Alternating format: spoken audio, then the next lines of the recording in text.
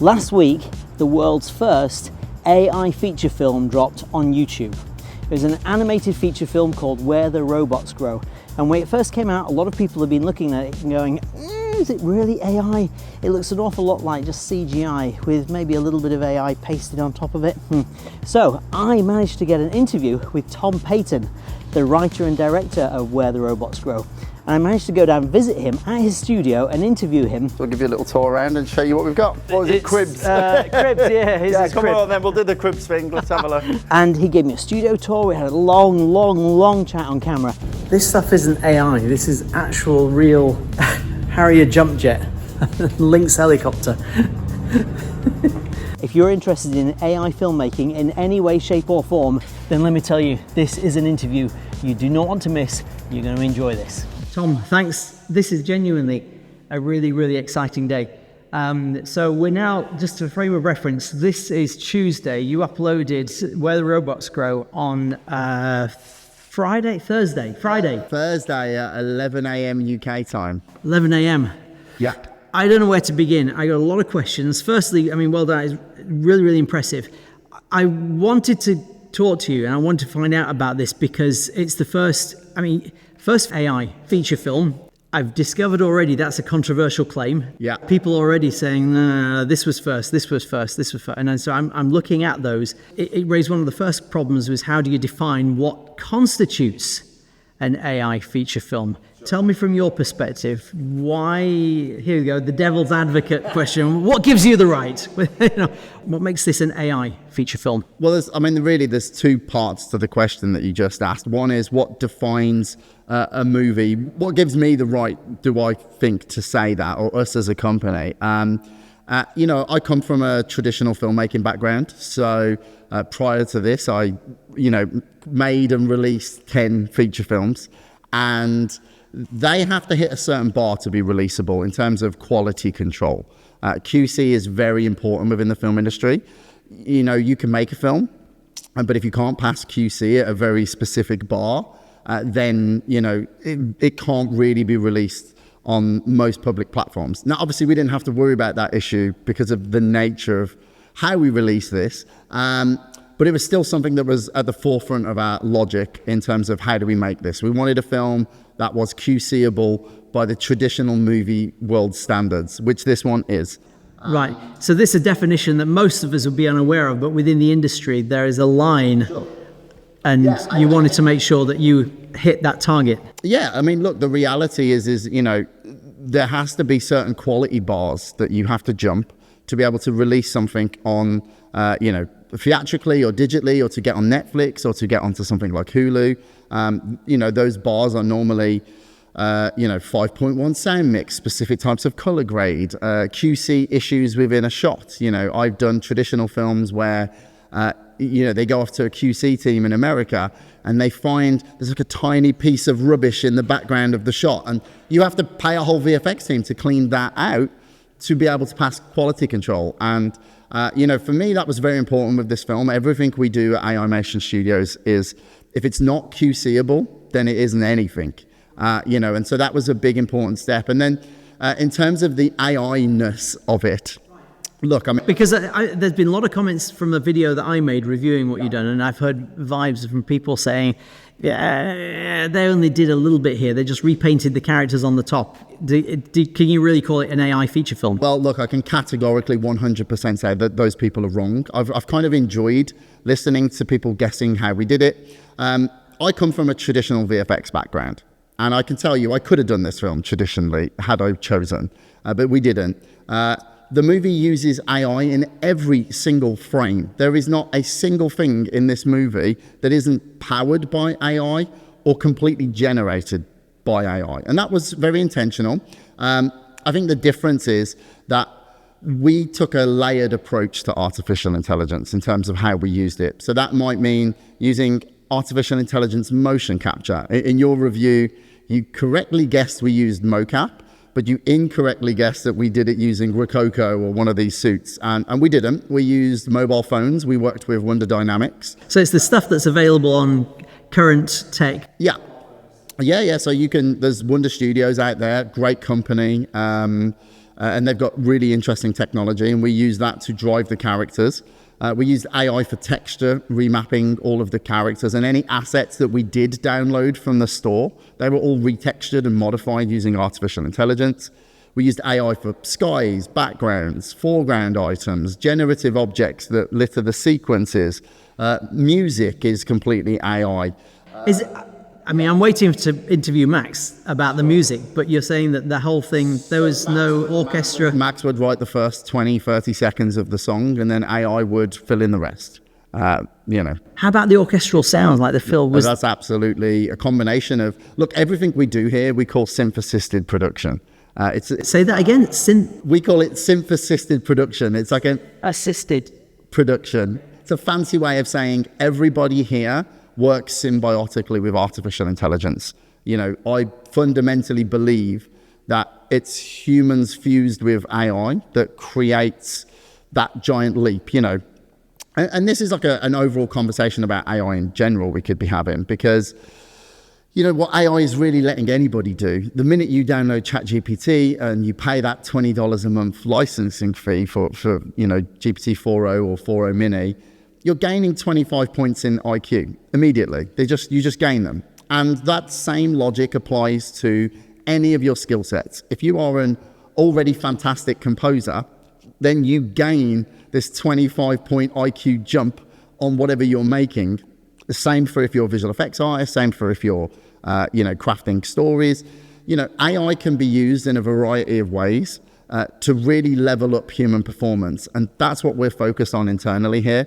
But to anybody saying, oh, it's not really an AI film, honestly, this movie is packed to the brim. There is not a single shot except for one of the logos at the beginning, which is not my company, that isn't AI powered. And I think it's very important for me to stand by that, because, there's like two ends of the spectrum here. There's the people who really don't want it to be AI because, well, that means a sort of paradigm shift that you now have to engage with. And people don't like change, and I completely understand that.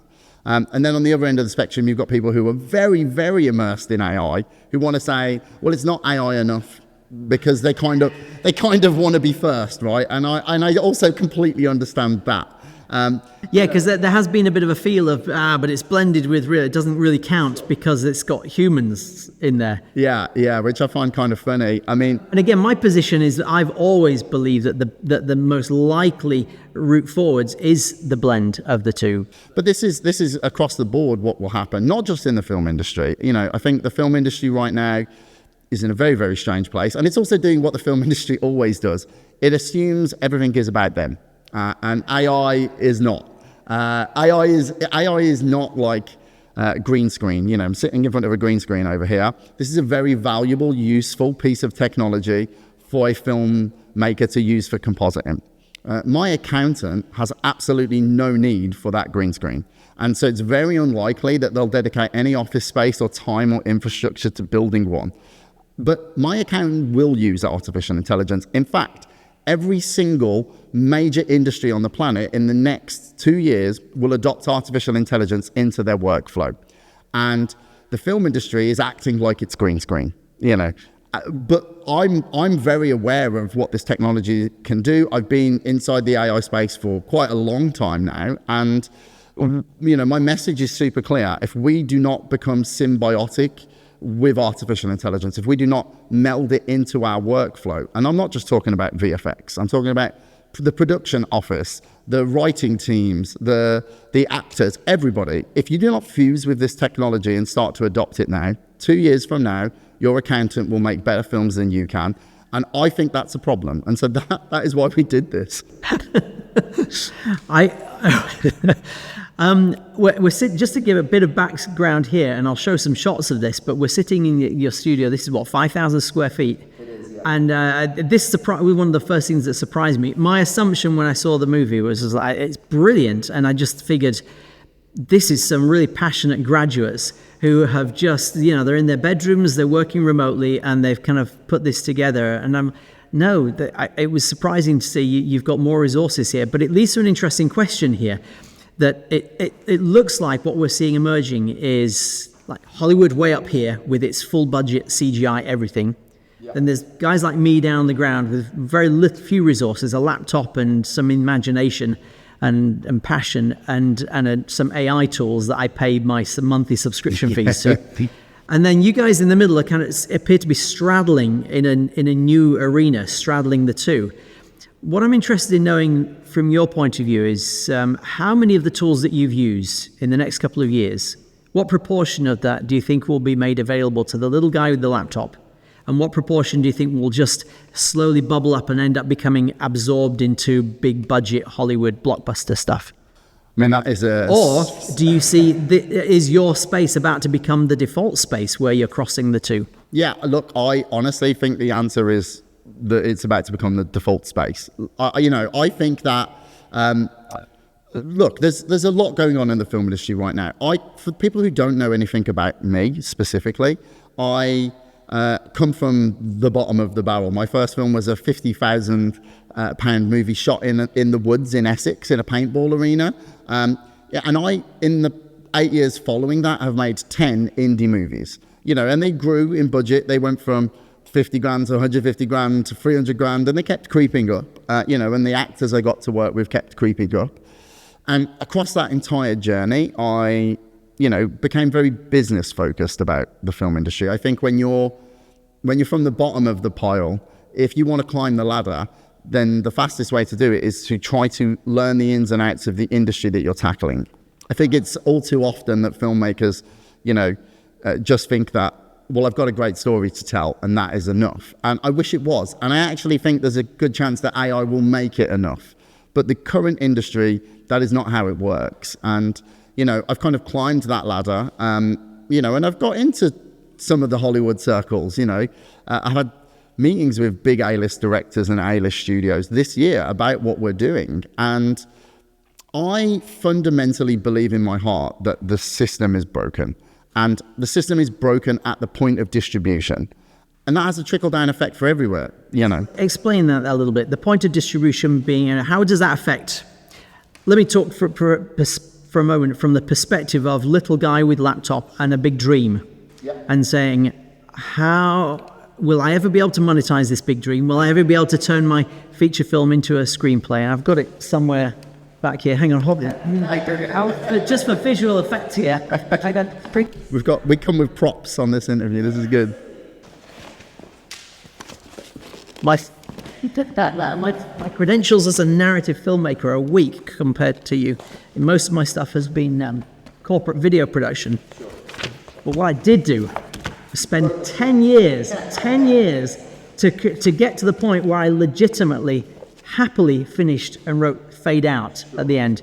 So, and I figured probably never going to get that made the traditional route. And so I've been on a quest for a number of years now to figure out a new way. And I have trusted that there are people like me who have a big vision, but they're never going to make it through the mighty walls of the Hollywood castle.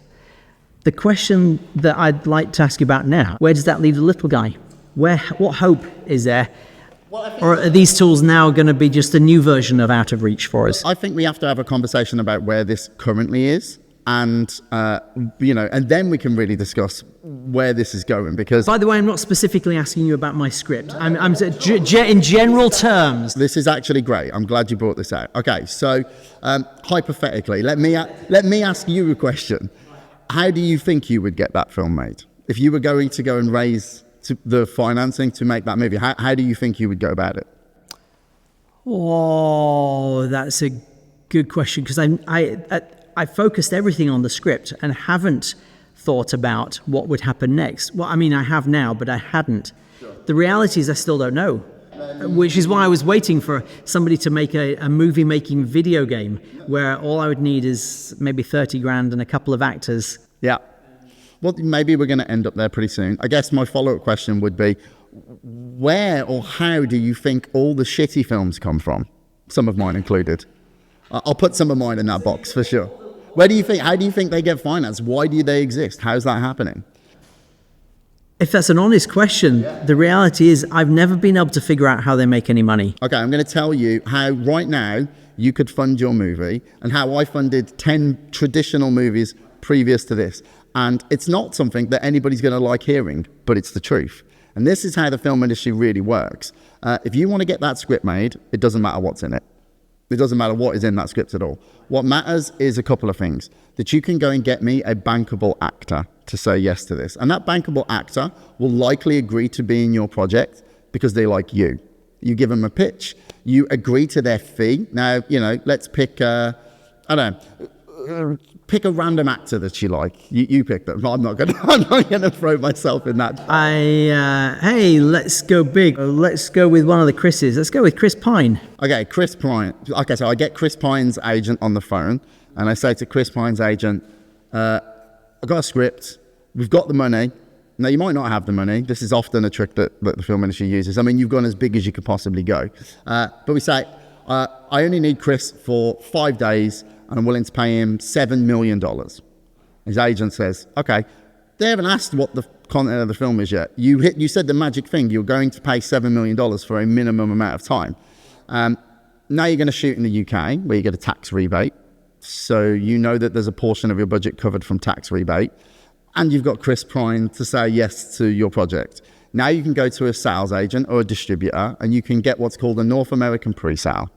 And the North American pre-sale will complete your budget. Now you take the tax credit and your North American pre-sale to a cash flow facility, and you say, here you go, Chris Pratt's in, this is the shooting dates, and they will lend you 80% of that total that you've made. And there you can go and make your film. And they will take the 20% when you complete the film and hand it in, and the pre-sale goes through, and the tax credit goes through. And you can do this at the small scale, at the big scale. A smaller scale, you can go for an actor from a TV show that you like, who maybe doesn't have like box office clout. And you can offer them, hey, I'll pay you $75,000 to come and be in my thing for 4 days. And that actor says yes. That gets you a North American pre-sale of $300,000, $500,000. You couple that with a UK tax credit of say 22%. So now you're in, okay, I've got about 700 grand to play with. You go to a cash flow facility, they'll lend you 550,000. You go and make your film. As long as you don't mess any of that up, you can do it as many times as you want now. I have made 10 movies in 8 years, and I only learned that trick at film number 4. And once you unlock that, you can just keep going. And the sad thing is that every time you've seen Six-Headed Sharkzilla or whatever, that's what they did. And the quality of the script that you worked on for 10 years isn't cared about. And that there is a top-down issue, right? And so this brings us back to where I started. The distribution is fundamentally broken because... Right, yes, back full circle to that point. Yeah, for you to achieve those things that I just said, you have to appeal not to the audience, not to what the consumer wants, not to what's in the zeitgeist or what is true to you as a storyteller. You have to appeal to the distributor specifically. And that will be somebody who doesn't have your love and passion for movies 9 times out of 10. They used to be the guy who got the coffee and they just found themselves promoted. And now they don't want to read your script. It's a bit like Bowfinger. They read the first page and then the last page and say, no, it's not any good. What they actually care about is that you bring them a package, and that package might have this actor from that CW show, this is the budget, this is the pre-sale, boom. You can then take that pre-sale back to your cash flow out with your tax credit, and now your film is greenlit. And you can do this 1 time a year, 5 times a year.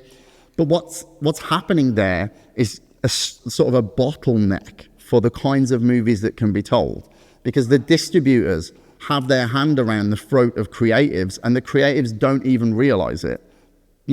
That script that's sitting in front of us right now, for all I know, is incredible. But if that doesn't look good on a DVD cover for Walmart, if it doesn't fit in with a thumbnail on Netflix, if you cannot get a big name actor or actress to attach to that project, we'll never make it. And that's really what it comes to. The quality of the product doesn't have an effect on your ability to greenlight it. And so this kind of brings me around. Yeah. So this kind of brings me around to this is a game I played many times and I got very good at it. I became known as this guy doesn't mess up quality control on a product. This guy knows how to bring a project in on time, on budget, deliver it when it needs to be done, and my background is in visual effects, and I became very into the AI space really early, much earlier than I think people are aware that AI existed. Yeah, I wanted to ask you about that. How long have you been? Tell me, if that's not where you were going, we'll either come back to it or that is an So Pigeon Shine is the parent company that I founded along with Nicole Bartlett, Max Sweary, Jamie McLeod-Ross, Steve Mosley, Charlie McDougall. And that company we founded in 2022, summer of 2022. Stable Diffusion was making waves inside the very small community that existed at the time. We were using artificial intelligence for sound, voice work, particularly. We launched an AI podcast very early last year. The first, you can go and listen to now, virtual table read, really interesting. Pre-completed movie scripts that are now listenable in podcast format, all performed by AI. That was early last year. And then we went into heavy R&D. We really figured out, okay, if artificial intelligence is going to come along and it's going to cause the level of disruption that I guarantee that it is going to, then it's sort of like the early days of Hollywood, where, cameras have been invented, lights have been invented. No one knows how you put them together. Nobody knows what the language of editing is. So somebody has to create a mad laboratory and figure these elements out. And that's what we built. That's what we are. We're a mad laboratory who R&D'd for over 18 months. And then in March of this year, we said, okay, we're ready. Let's make this movie Where the Robots Grow. I think people aren't aware. It's actually the second AI movie we made. We made another one, a sort of Roland Emmerich disaster film where we fused real actors with artificial intelligence. That film isn't out. We'll see. So it's not available to view. Not available to view. You actually saw some. I saw bits of it, and it was amazing. It was legitimately very impressive. It's a shame I can't show you. Can't show that one. What was impressive about it was that, again, very, very quick, well, almost immediately, I forgot I was watching AI. In fact, the reality is there wasn't a point where I was watching what I saw and thought, that's the AI. None of it. Yeah. To the point, and when it becomes invisible, to me, that's a very important line to cross. Now, for most of us at the moment who don't have access to the tools or haven't been using them the right way, then we still create stuff that looks like AI. But that's the question. When do we get to play with these toys? And is it how we're using them that's the problem? No, well, listen, I mean, we should really go back to the distribution thing first. Just to quickly answer that, the tools are available to you right now. What you have to do is pioneer within the space. Go and figure it out. If you think that sitting there and just text to prompt, text to video or image to video is good enough, it isn't. You have to push those boundaries. You have to fuse your cinematic knowledge of what makes film function, and you have to find new ways of implementing this stuff. That's how CGI became where it is. And I'm seeing a lot of people being like, well, what about CGI artists? And look, the reality is all film is a technological business. Somebody invented cameras, somebody invented electricity so that we could have lights on set, and we created an art form from that technological progression. Hi. No.